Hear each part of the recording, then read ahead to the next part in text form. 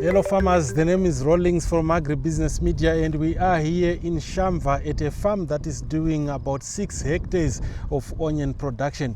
And joining me today is Elias Billy from Juggler Investments. And I think you remember Elias from last year when we did a video where they were doing a massive cabbage production. Farmers might want to know, Elias, you know, the farmers that are listening, some are already into production, some are actually considering onion production. So what are the things that farmers should look at maybe before they even go into production? Farmers kana uchita crop ya unenge uchida kuita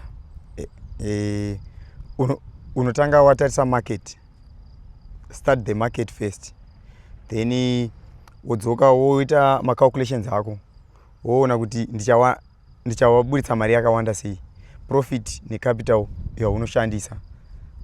That's very, very important. You mentioned market. So I have a question there. When we say a market, are we saying a farmer has to get orders before they actually start producing? Or we are saying they start certain trends to say, okay, if I plant now, when I harvest, there will be a shortage, or they should get some orders? Okay.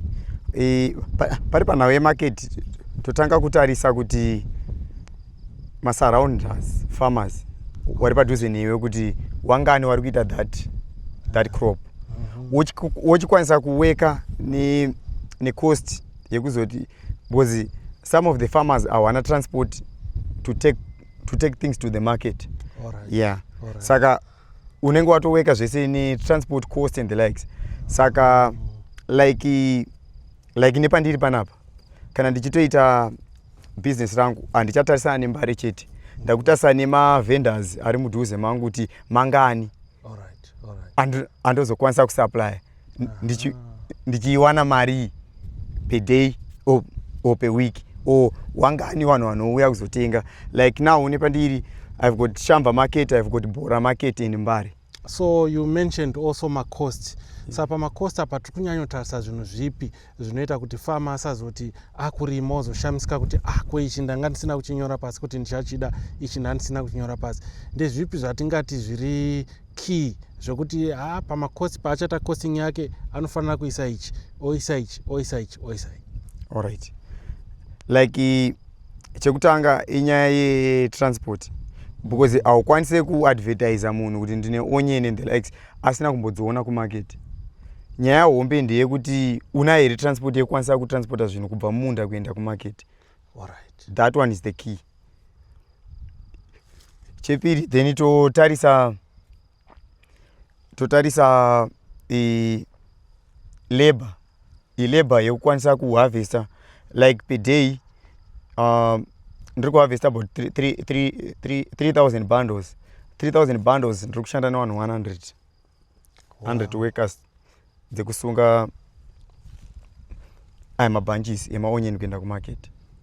Yeah, that's massive. Saka zvinhu zvinoda kutariswa zvese nedemand yemarket yako kuti iri kudimanda kuti iri kuda product yakawanda here kana product shoma. Saka tadaro tochizowedzera zvinhu zvakaita seseed, takuisa pamakosi pedu, toisa futi zvinhu zvakaita sefertilizer, toisa futi zvinhu zvakaita sema-chemicals, tichazoda zve-tillage as well, zesa toisawo futi ipapo. No pakanaka. Thanks Elias. So tabva ipapo takuenda papi zvino, taisa macosting edu, ndeipi stage yatakuenda? Right. Nepekuti kana uchita tsvakiridzo dzako unogona kuona Elias akaita mari neonion last year, iwe woda kuitry this year. It's not about kungodyara onion, it's about the variety yekuti kana ikatadza kutengeseka iri green, I can dry up. Like this variety, it's a Irati from a star case. Okay. It's good variety because i-market kana ikatadza kuita demand nema greens, I can dry up.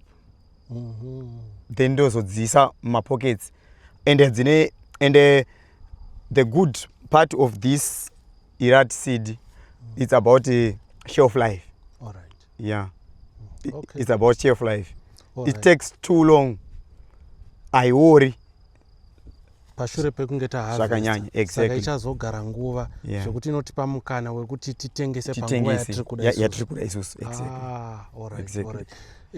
Starcase munomuinowanika kupi, makaiwana kupi? This seed ndakaitora kuStarcase Avondale, Charter Seeds Avondale. Okay. Farmers, in terms of variety selection, there are key things that you need to look at, as Elias here is explaining, and also is to do with the yield, is to do with the shelf life. Those are key things that you need to consider before you actually purchase a certain variety. I have a question, ipapa Elias. Tichida kutenga seed yedu tinombotarisawo here zvinhu zvakaita sekuti vanhu vatiri kutengera seed ava vanozotisapota here, kana kuti tinongotenga hedu seed vangotitengesera isusu kumunda kutozozvionera? No, hakuna business akada, because business is about relationship yakanaka supplier na farmer.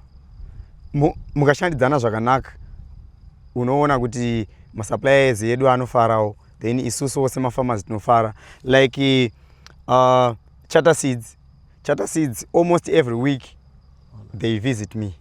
Almost every week they come. Tinoonerana pamwe kuti ndasangana nedambudziko rakati, maybe inini ndiri kunakidzwa sembeu safama because ndiri kuona every day handisi kuona chirwere chapinda imomo, but nekuda kwekuti mukoma diva wekuCharter Seeds hawasi kuiona every day, wanogona kuya in 2 weeks.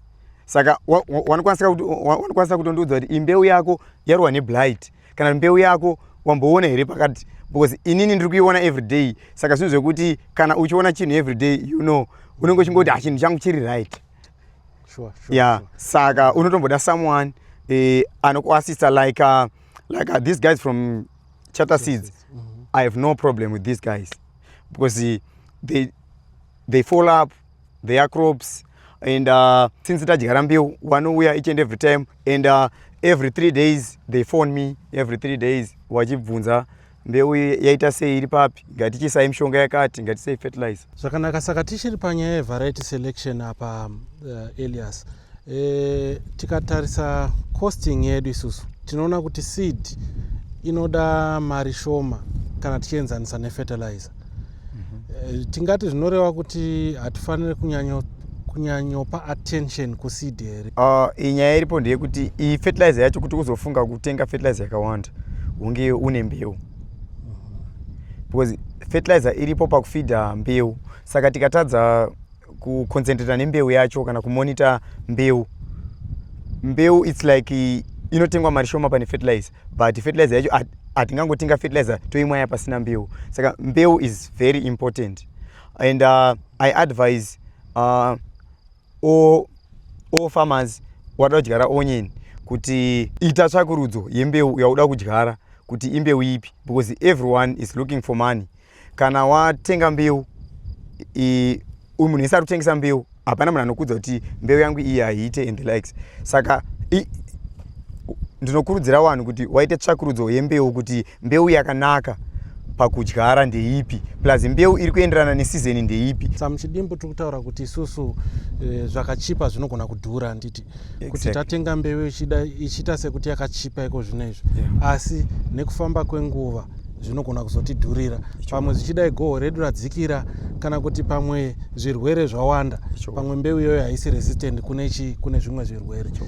Thanks so much for that one. Saka tadzoka pamunda wedu unowu, tingati wakakura sei munda wedu? Munda wedu uyu it's 7 hectares. 7 hectares, and plant population ndakaisa 1 million.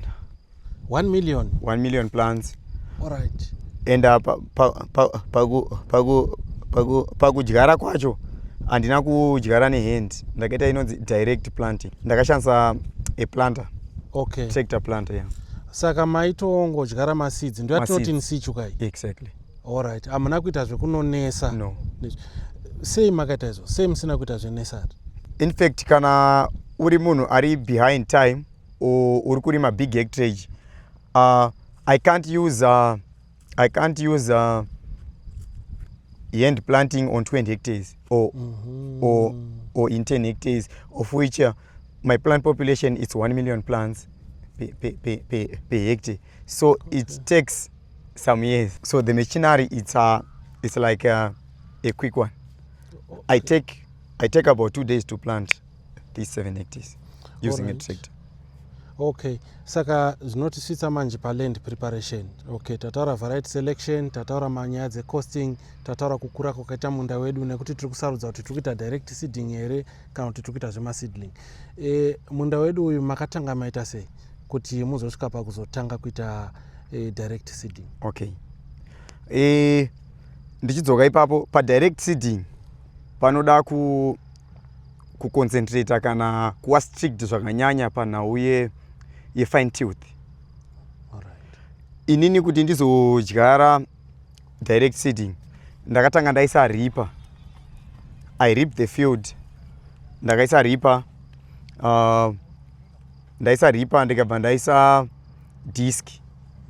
disc, ndikabva ndaisa rotivator inozo crusher dhaga kuti riwe fine. Saka takapinda ka3. Takapinda ka3, yes. Alright. Okay, so tabva ipapo ndopatabva taita direct seeding kake chifuwaka manje. Exactly. Alright, fertilizer apply sei ipapo pamuri kuita direct seeding here? Right. Iplanta yandoshandisa inesa zvese mbeu nefertilizer. Alright. Saka takangoisa zvese ka1 yaishanda zvese ka1 mbeu nefertilizer ka1. It's about soil analysis. Unowadedza wanoona mhando yedhaka raunaro apa farm. It's not about kuti kana uine jecha auchakwanisa kudyara onion. Rinenge rine zvarinenge richida kuti rikwanise kukupa good yield.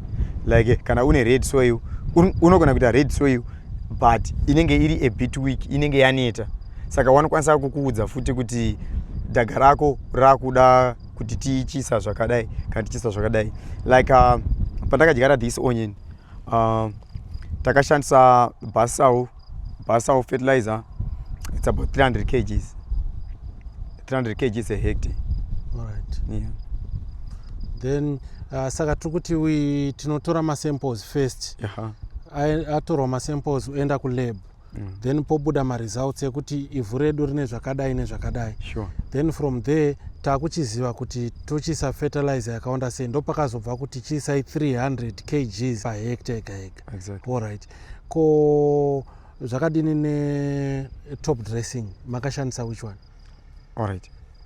Like top dressing sezvo onion dzedu dzanga dzichiri diki takatanga kushandisa calcium nitrate, which is kuti haina kutipisira mbeu. Takashandisa calcium nitrate on a lower rate. Taishandisa isusu about 150 kg a hectare onion ichiri diki. Alright. Then pa second application pangu pandakaona onion yangu yati simk yanga ichitatidzika zvakanaka, wakakwanisa kudzoka futi wechata seeds wakauya wakati ngatichisai second topping, ndikakwanisa kuisa inine about 300 kgs dze AN because onion yangu yanga yakuda kunosunga. Inokuratidza yega mudhaka yanga yakutanga kuvhura dhaka zvekuti yakuda kutanga kusunga mwana, saka inenge yakuda chikafu. Saka ndopatakagara pasi wakandiudza wakati no, apply 300 kgs a hectare.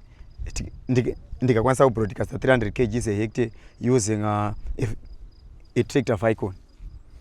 Alright. Which is ndakakwanisa kumwaya uniform kuti mbeu yako iite zvakanaka pakuapply fertilizer.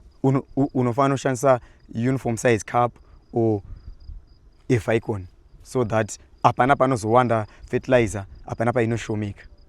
Alright. Spacing yedu yanga kamira sei? Right. Spacing yedu yanga iri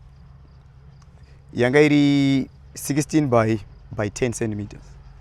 Alright, 16 between my rows, yeah. Then 10 in between. Exactly. Chinotema space inyaya yei nai Elias. Inyaya yekuti ndiri kungoda hangu here kuti ndiwanze maonyeni panzvimbo kana kuti pane zvatinotarisa kuti tizoti apa parega ndiite spacing yakati yema 16 centimeters by 10. Chii chinoita kuti chidetermine space yedu? Okay. Now inozoita kuti tise 10 centimeters 8-10 centimeters from plant to plant. It's about mabulbs atiri kuda size bulb size because kana isusu tichida kutanga kutengesa onion iri green tozoidrya tinge tichizosarudza mabulbs ati kurei kudarika mamwe sezvo haazokura zvakafanana saka mahombe ese togona kumabvisa tichitengesa as greens. Alright. Exactly. Alright. Then anenge asara medium small, they are good for dry market. Alright, interesting. So tabva panyaya dzespacing tadyara in terms of maweeds mamuchicontrola sei maweeds enyu? Okay, right, like direct planting ine a bit of challenge panhau yemaweeds.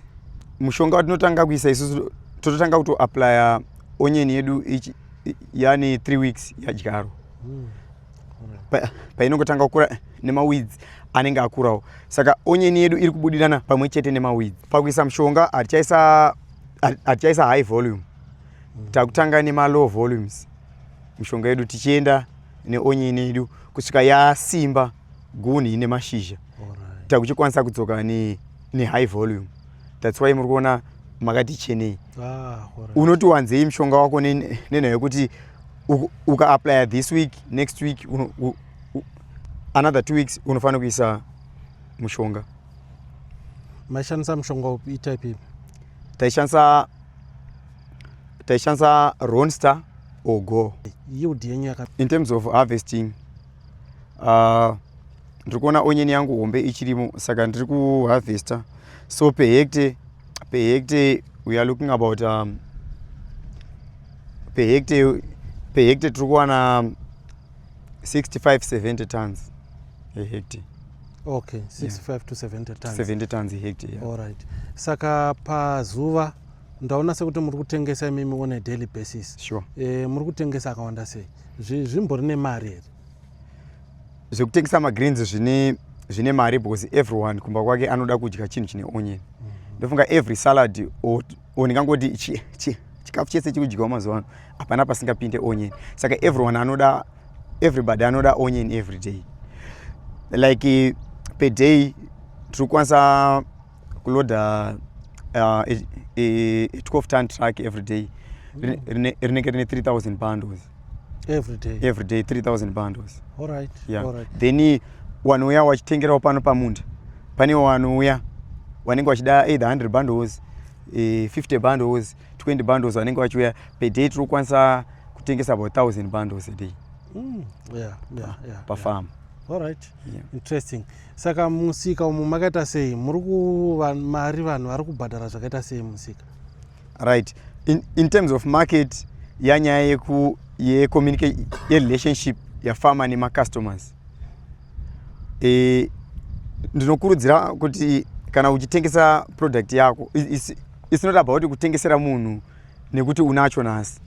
No, gara une ukama hwakanaka, a good relationship nema-customers and everybody. Yeah. All right. Yeah, pakanaka. Ndakaona vamwe vachita macalculations vachiti ndikarima hectare maonyeni angu ndienda kutengesa, vamwe vachiti anotengeseka $2 ripo 2, vamwe vachiti $1 ripo. Zviri realistic here izvozvo? Kana zviri kana kuti zvisiri, what would be your advice semunhu ari kurima maonions kune vamwe vari kuwana maromantic figures vasati vapinda muproduction? Okay. Ukurima zvakunoita it's not about greediness. Don't be too greedy kana uri farmer, because inini as a farmer